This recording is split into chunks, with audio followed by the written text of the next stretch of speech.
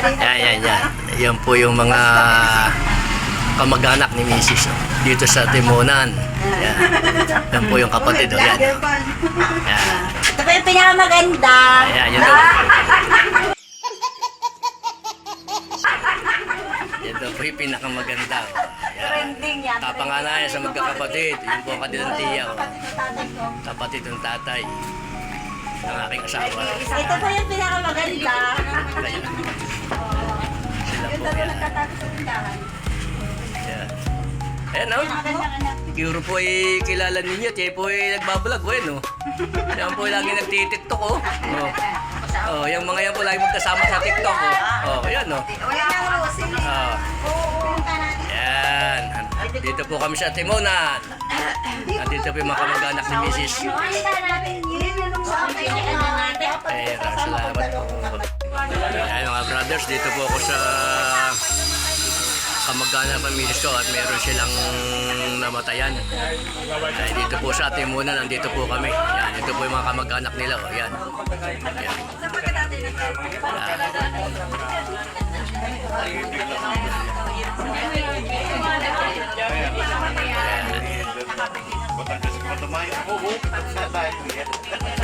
Natrabaho ko doon. Parang yung Sabado. May duty lang ko. Tapos subject ng pagkakalitan. Ah, si ate-ate.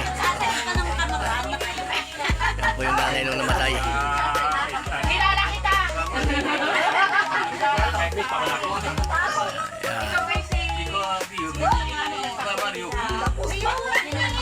Tin Marami na ba yun? Marami na ba yun?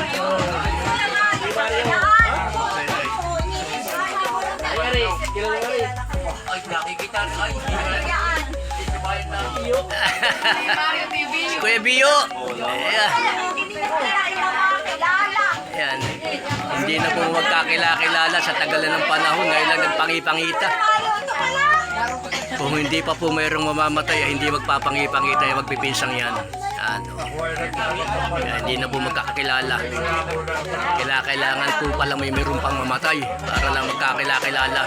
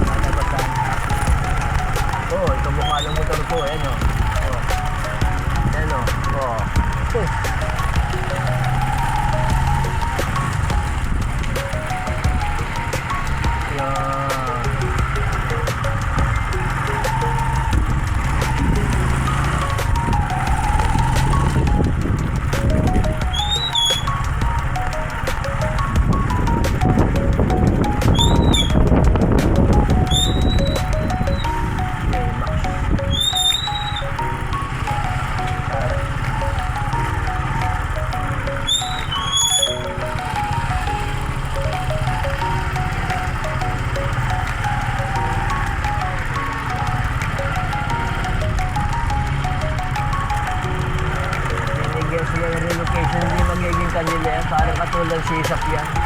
Hindi mo pwedeng ipagbili. Eh, sisap ganyan eh. Matitira ka lang hanggang gusto mo. Mga anak mo pwede manahin. Matitira. Kasi hindi ka pa alisin. Pero hindi mo ipapagbili. Rotation yan eh.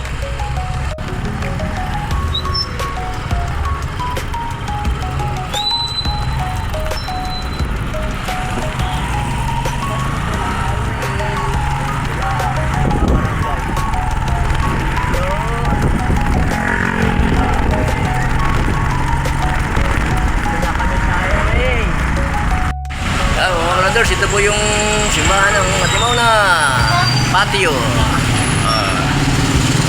Yan. Okay, yan po. Ang patio ng Atimawnan. Yan, dito na po kami. Yung pong living ay may kasabay na kasal. Ito po, may nagpakasal pa. Oh.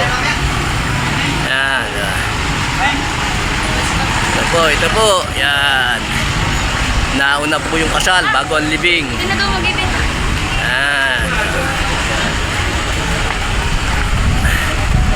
Yan po, binababa na yung aming patay. Ayan o. Papasok na ng simbahan. Ito po ang bayan ng Atimunan. Yan. Atimunan. Yun. Yan.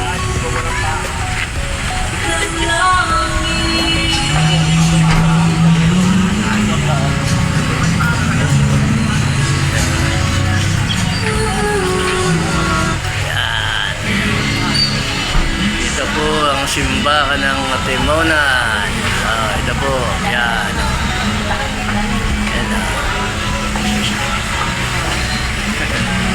Yan. Hindi na po ako papasok at dito lang po sa labas. Yan po ang mga kamag-anak ng namatay.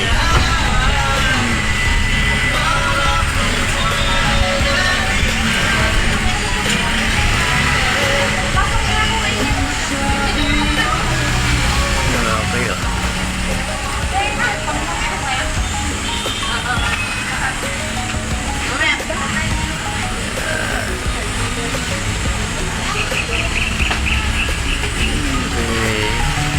Dito tayo.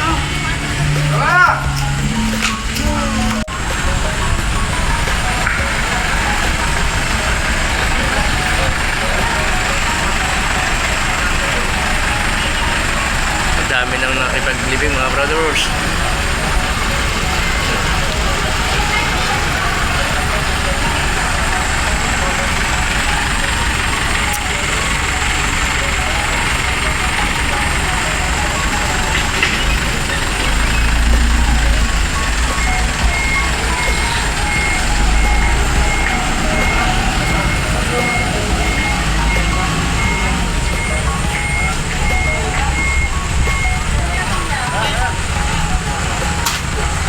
Ito po ang patio ng Atimunan, Quezon.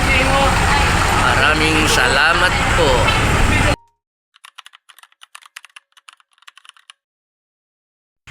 Ayan mga brothers, yan. Meron pang nagbabaak ng niyog. Ayan o.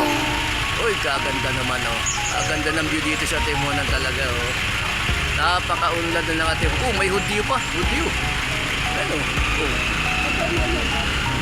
Ito yata yung mga kamag-anak ni Kristo. Ayan o. Ayan o. Oh. Tama naman o. Oh. Ay yung babae may dalang banga o. Nagpunta sa bayan at taga-anyaya. Ayan o.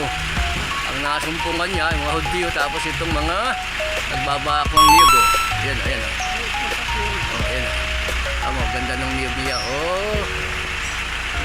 Ano? Oh. Yan o.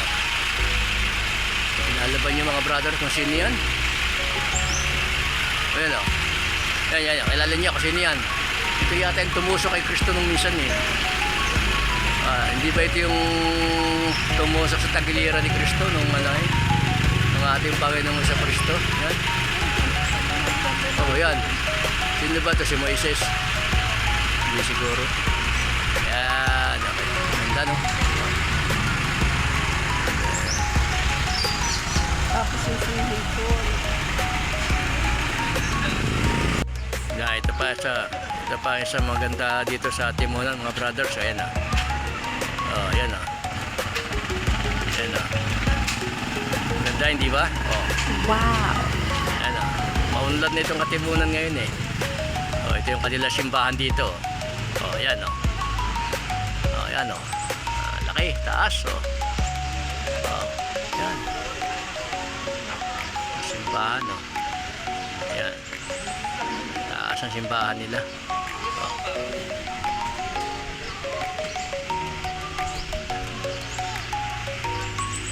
Ayan oh. Ayan mga brothers, ito po. Ayan oh. Yan. Ito. Yan yata ang tinatawag ng Papa Francisco.